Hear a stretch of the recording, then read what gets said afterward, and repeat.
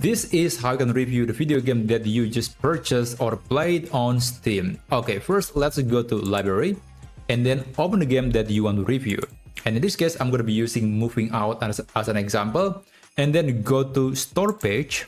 And basically, once you purchase the game and you have been playing the game for at least 5 minutes, you'll see this box on the product page, and you can basically say anything about the game. You can review the game, and in this case, I'm going to use a decent game. And after that, you can select the setting like visibility, language, whether or not you want to allow comments. And after that, you can select if you want to recommend or not recommend this game. I think I would recommend this game. And after that, let's click pause review.